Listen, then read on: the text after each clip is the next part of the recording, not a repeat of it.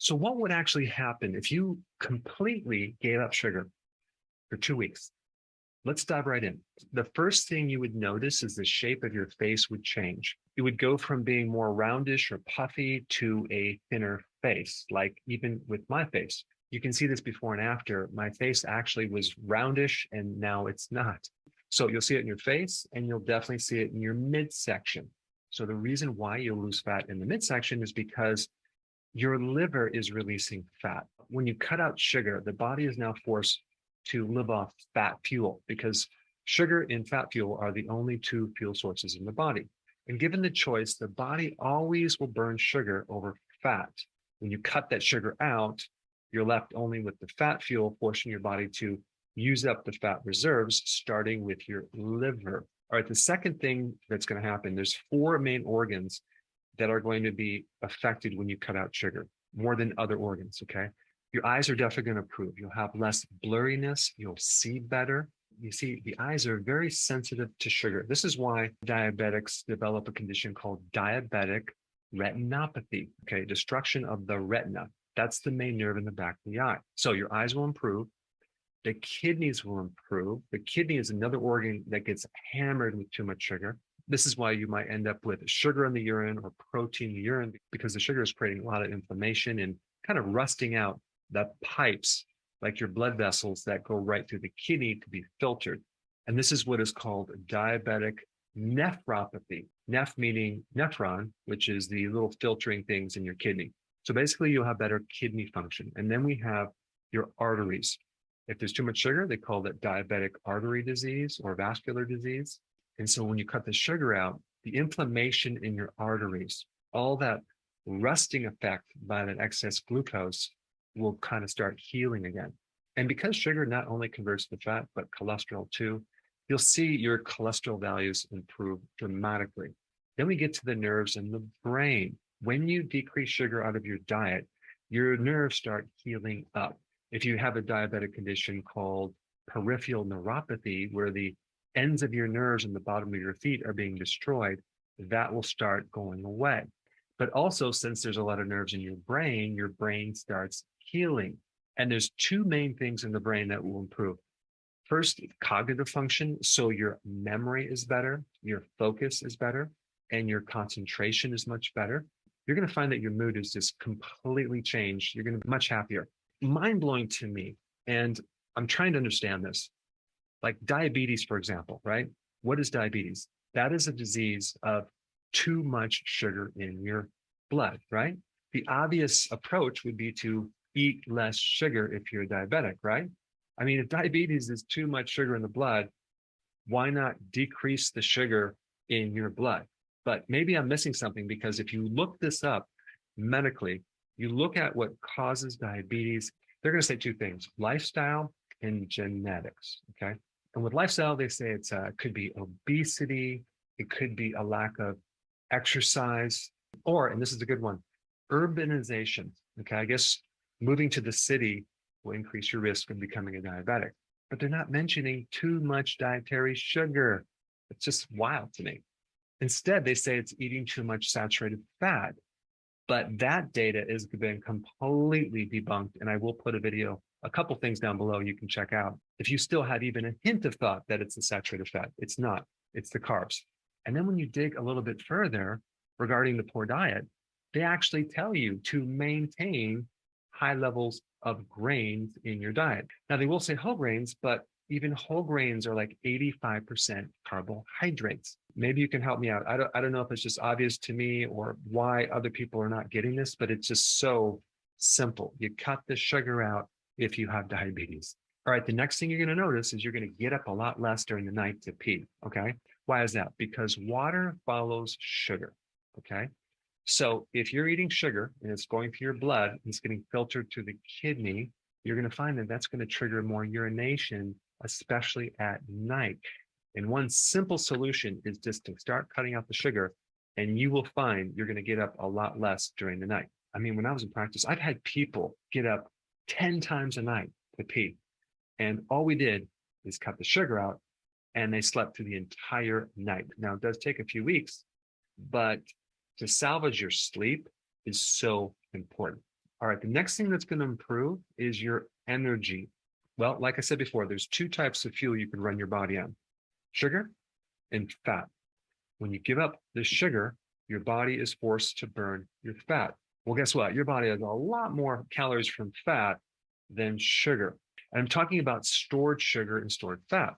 On average, even a thin person is carrying around about 100,000 calories of fat compared to like 1,700 calories of stored sugar. So if we were to give you an analogy, it would be like having this huge car battery to run on versus this little AAA battery.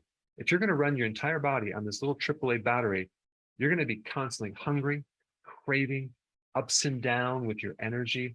But when you're burning fat, you no longer are susceptible to the ups and downs of this sugar, and especially the ups and downs of this energy fatigue cycle. I mean, think about this. Between the meals, right? Your body should live on fat. An average person with the standard American diet cannot even tap into the fat because there's just too much sugar in the bloodstream. So by dropping the sugar, converting your body over to fat fuel, you are going to be running on fat constantly between eating as well as your fat when you eat. And so that's going to give you a tremendous amount of steady state energy through the whole day. And your brain's going to feel a lot better. And this relates to the next point, cravings. The reason why your appetite goes away between meals is because even though you're not eating anything, okay, your body is eating its own fat between the meals. So if it's eating between the meals, it's being satisfied and you're not going to be hungry. And the only way to achieve that is by cutting down your sugar as well as not eating so frequently, like all those snacks. So how do you get rid of the cravings for sugar? By not eating sugar. This process takes about 3 days, and it's not that hard. Anyone can do this. You just have to bite the bullet and jump right in. But you want to reduce your carbs less than 50 grams per day. And that includes the fruits. It includes honey and a lot of the other hidden sugars as other carbs, like the bread, pasta, cereal, crackers, biscuits, waffles, things like that. I mean, an average person, at least in the US, consumes on average about 13.5 teaspoons of added sugar every single day. That comes out to 54 grams of sugar for those of you in Europe. Now, that's added sugar. What about the sugar in the other carbs, like the bread, pasta, cereal, crackers, biscuits, waffles, pancakes, muffins, alcoholic beverages like wine and beer, and the sodas and the juices, etc.? That comes out to about a half a pound of actual sugar every single day. That's 275 grams of sugar. That's 68.75 teaspoons of sugar. So this added sugar thing is just the tip of the iceberg. It's all these other carbs that turn into sugar that is making a huge problem for your body. So this is why when you make this change and you start switching to fat burning, you start feeling so good.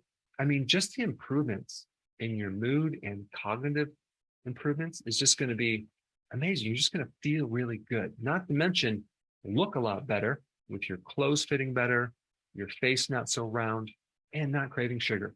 That's going to be huge. Now, when you cut out sugar, your inflammation, pain, and stiffness is going to also improve. Your arteries are going to be less stiff, which means your blood pressure is going to come down tremendously. So the need for medication becomes a lot less. And since anti-inflammatory medications are so popular nowadays, you'll be able to hopefully come off that medication as well, because your inflammation is going to come down. And I'm talking about inflammation in the inside of your tissues, inside the arteries, inside your eyes, inside your kidneys, inside the nervous system, like the stuff that you can't really see, that will improve. You see, the inflammation deep inside the arteries are actually making the artery walls thicker, okay? The thicker the walls, the less space you have for blood to travel, and the more susceptible you are to getting things like clogged arteries. So what you're doing when you're giving up sugar is you're allowing more blood flow to get to the tissues. All right, so number 7, and this is the obvious one, you're going to lose more weight, but not actually just weight, actual fat, which would be a really new concept for many people. Now, you will lose a lot of water weight initially because, like I said before, wherever there's glucose, I'm talking about stored glucose as glycogen, you're going to also store 3 times the amount of water. So stored sugar is basically a fluid-filled sponge, and you'll lose at least 13 pounds in the first 1 to 2 weeks just by cutting out the sugar. And that's important, but the bigger thing is you actually get to tap into your actual fat and start losing weight. And think about all the other benefits of just losing weight and being able to do something that's effective.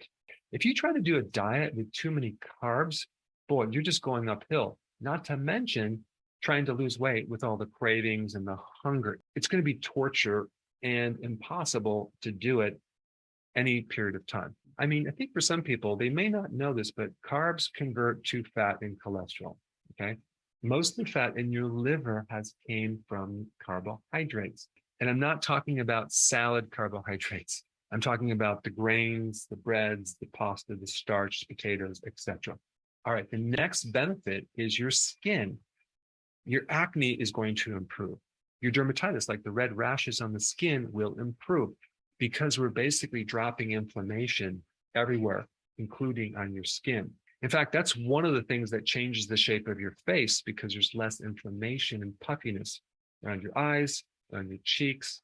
And many people are not connecting the dots that that puffy face is excessive carbohydrates. And the last benefit, and I really want to explain this, okay? And I saved this for the last. You are going to improve something at the heart of most health problems that people have, and that is insulin resistance. Let me explain what insulin resistance is. First of all, you have to realize that insulin is a hormone triggered by sugar, okay, and carbs. And so they both kind of go hand in hand. When you increase insulin, it's because of the carbohydrates. So when your body develops a resistance to anything, it's rejecting that thing, okay? Now you can also have glucose intolerance, which is a form of resistance, right? So this is all about receptors in your body, okay, when receiving certain things. So when you consume a lot of sugar over time, your body is resisting that, and the sugar does not connect anymore because the body is putting up a barrier. It's becoming very intolerant. Same thing with insulin, right? If there's too much insulin, that's very, very toxic and dangerous in the body, so your body develops a resistance against it. Now, to solve this problem, our body just basically makes more insulin to penetrate this resistance, this barrier. So we have a situation where we have a lot of insulin being produced in the body, thus all the extra side effects that I just mentioned, because a lot of those are not just high glucose, they're high insulin as well, but also at the cell level, we have this deficiency of insulin situation, which also creates other problems. But eventually what happens is the pancreas that's pumping out all this insulin gets so tired, it can't compensate for this barrier or this resistance. So then it gets tired and it stops producing as much insulin. And this is when you get pre-diabetes and diabetes, no longer compensating for the situation. And so we don't have enough insulin to push the blood sugar down. So when you have insulin resistance, you basically have a slow metabolism situation. You're going to have this set point, this certain weight that you just cannot get past. Let's say it's 160 pounds. You can diet, you can exercise, your body will not let you get below that certain weight. And this insulin is needed for other things like the absorption of potassium, the absorption of magnesium, the absorption of vitamin B1, the absorption of calcium situation. You're going to have this set point, this certain weight that you just cannot get past. Let's say it's 160 pounds. You can diet, you can exercise, your body will not let you get below that certain weight. And this insulin is needed for other things like the absorption of potassium, the absorption of magnesium, the absorption of vitamin B1, the absorption of calcium, and many other nutrients, like even vitamin D. So by cutting out sugar, you improve insulin resistance and you increase your absorption of all these nutrients, including amino acids, to build proteins. So if you had atrophy before that looks like cellulite on your legs or your butt, all of a sudden that starts improving. You get more muscle and you get a better body shape. Getting rid of this insulin resistance problem helps fatty liver. It helps decrease your risk for heart disease, a stroke, and even cancer. So before you add more time to think about if you should do this, I think you should start immediately. And I put up this very helpful video to show you exactly where to start. Check it out. It's right here.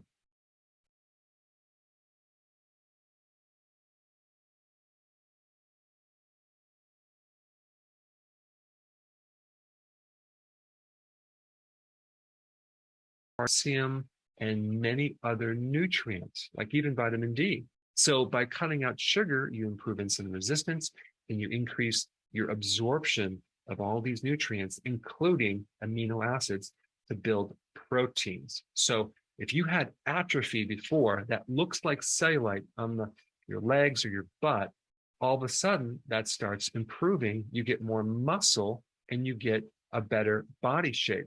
Getting rid of this insulin resistance problem helps fatty liver. It helps decrease your risk for heart disease, a stroke, and even cancer. So before you add more time to think about if you should do this, I think you should start immediately.